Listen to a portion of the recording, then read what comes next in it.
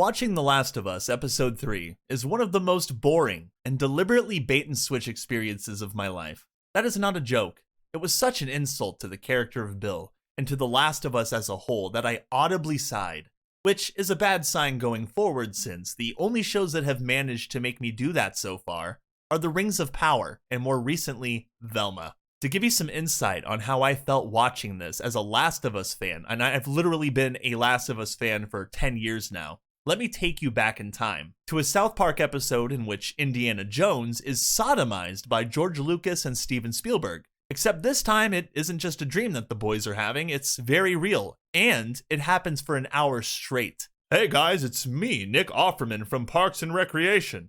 Are you ready to see my character Bill in the new action-packed The Last of Us series? Well, I'll be chopping up zombies, saving Joel and Ellie. There will even be a cool bloater fight scene in a high school gym that will blow your mind. Yeah, woohoo! Yeah, Nick Offerman is Bill, yeah! Oh, I don't think so. Wait, who are you? I'm Neil Druckmann, the writer of the original game.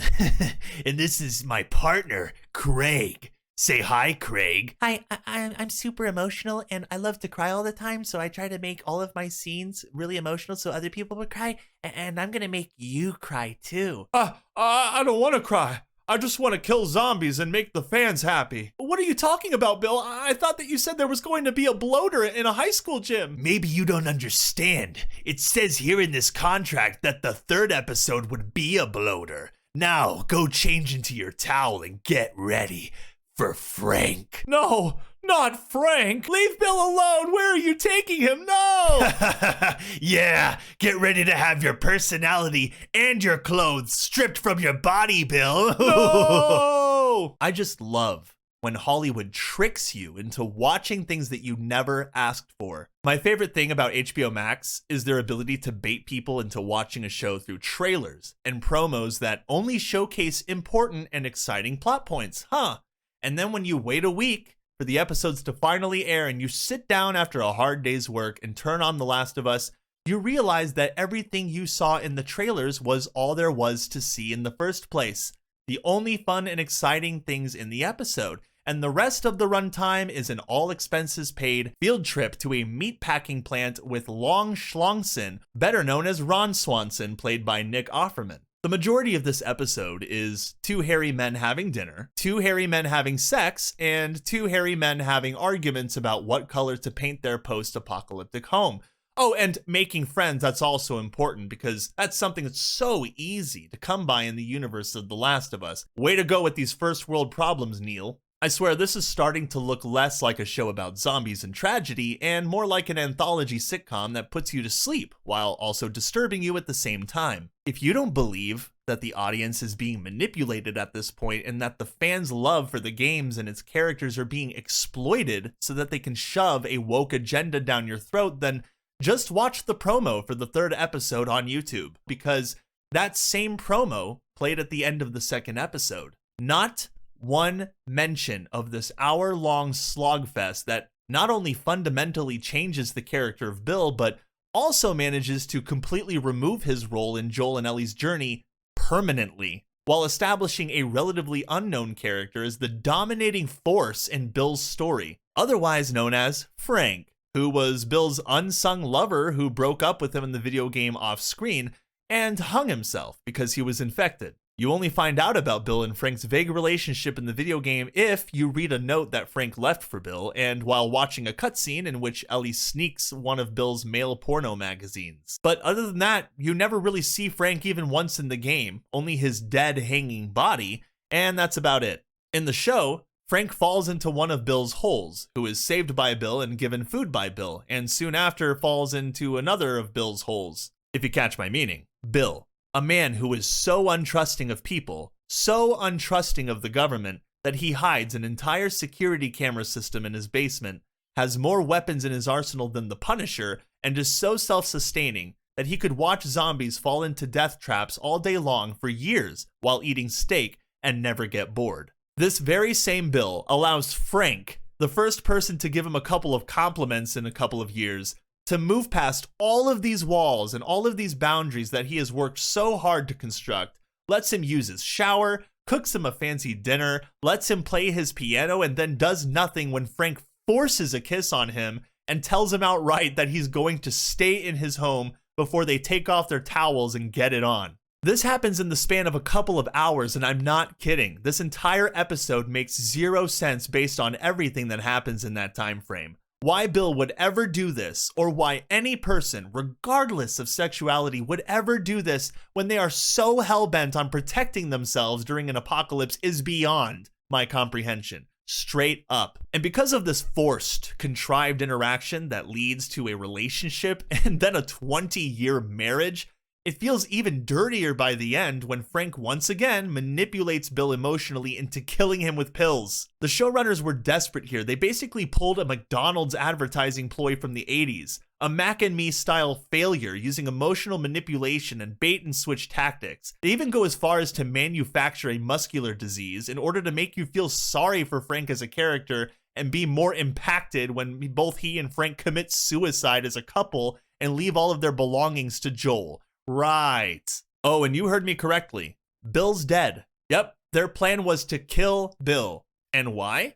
To incite emotion within the viewer and make the suicide note left for Joel and Ellie mean something, which it really doesn't by the end. And on the subject of Joel and Ellie, they're dropping the ball there too. Joel is becoming more and more stupid as the show goes along. You have to pay close attention, by the way, but you'll be able to catch the moments where he lets Ellie dominate him in conversations and has little to no control over Ellie's actions. Also, what is with his incompetence with weapons? In one scene, he insists that they leave a rifle behind because there's barely any ammo for it, rendering it virtually useless, which is such a stupid thing to say.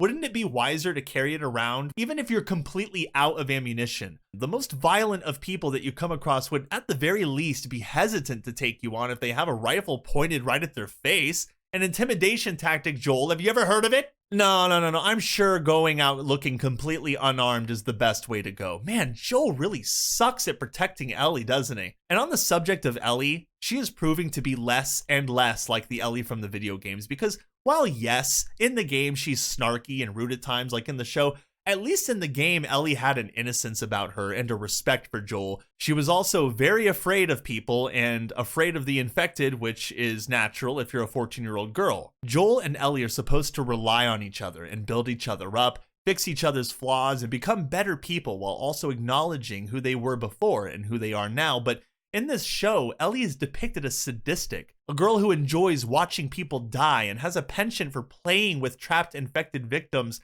like some kind of psychopath. It's unsettling, and it doesn't fit her character at all. The more I watch this show, the more I feel they're basing the personalities of these characters on that of the second video game rather than the first, and I guess I should have expected that since Abby Smash is coming soon to this series, and man, that's going to be a big downer. The story wasn't even advertised to me as a fan of the game coming into the show. It was advertised to me as a zombie-killing, excitement-filled drama. This is supposed to be The Last of Us, okay? This is not what happens in the video game at all. And guess what else? It does absolutely nothing to advance the plot of the series. And I don't care how many people say that it doesn't. And if that was the goal, you could have accomplished it in the fraction of that time that you took in telling us Bill's story that no one asked for and given us the meat and potatoes. Instead, the only person getting meat is Bill, and it's not the kind you're thinking of. You could actually skip this entire episode, and your perception of Joel and Ellie's developing relationship would not change, because Joel and Ellie were always going to end up getting along, regardless of whether they read a suicide note from Bill or not. And I think that's what bothers me the most about this episode. It's written well and directed well, but it has nothing to do with the main plot. It's anthological, it's completely separate as a story, and it's not the Bill that I know and love. Sorry, not sorry. It just isn't him. The Bill from the video games is untrusting, violent, and vigilant. He's an ingenious trap maker who rigs the entire town he's living in with death machines designed to kill both normal people and infected people. But the most important aspect of Bill's personality is that he's a cautionary tale, a perfect example of the kind of man that Joel will turn into if he refuses to open up to Ellie and reclaim the core of his humanity. Bill in this show is a moron who clears mid-range perimeters with a shotgun like Elmer Fudd in a Bugs Bunny cartoon as he twirls around in circles, stands in the middle of the street when in a firefight instead of letting his traps do all the work for him, and lets his guard down way too easily when another guy who he knows nothing about bats his eyelashes at him. You know, in the game, Joel and Ellie in their search for a truck fall victim to one of Bill's traps, and Bill saves them from it. Some of the funniest and most dramatic dialogue in the game occurs when these three characters are interacting with each other. It was so fun to watch. In addition to that, they go on a journey as a team. They learn a lot about each other, and they fight numerous infected in what I consider to be the biggest bloodbath that the game has to offer, as well as an exciting encounter with a giant bloater in a high school gym, which is a fan favorite boss fight, and if I recall correctly, one of the only boss fights in the game. Well, they didn't go that route. Instead, they give us an emotionally weak and vulnerable Bill episode, who at the start shows promise as you see glimpses of the Bill that you encounter in the game, but those glimpses soon fade out because eventually Frank enters the picture, and I believe that's the point in which we stop seeing the Bill that we know and love. Rather than Bill's sexuality being a side note, it's now what defines him, and that really sucks. Let's pretend for a second that you've never played the game. What makes Bill stand out as a character in the show now, or Frank for that matter, when every defining trait he had was denied translation to the live-action adaptation? And what's worse is that both characters were killed off in the same episode. I'll tell you what makes them stand out. Nothing. There's nothing special about either of these men outside of their sexuality. It's a complete waste of time, not only for the sake of the series as a whole, since there aren't a lot of episodes left, but it's also a waste of time and a slap in the face to fans who've been anxiously anticipating seeing their fan favorite characters on screen. I really do not understand why there's such an active effort to suck the fun out of every live action show that exists and replace it with long-winded, boring side stories. And with The Last of Us, it feels deliberate, like they're going out of their way to excite us and then pull the rug out from under us and make us disappointed by giving us the complete opposite of what we want. But Dredd, it was the best performance on television in decades. It's gonna win so many awards and it was so representative. They'll give awards out to anyone these days. I stopped caring about award shows years ago anyway, and anyone who says that this forced, depressing deviation from the main plot is the most riveting thing on television to happen since Schindler's List is trying to sell me something, and I'll tell you what, unlike Bill, I ain't buying it. That being said, I hope you enjoyed my review. Like and share this video, and if you want to see more, consider subscribing and clicking that notification bell. I look forward to seeing you all again next time.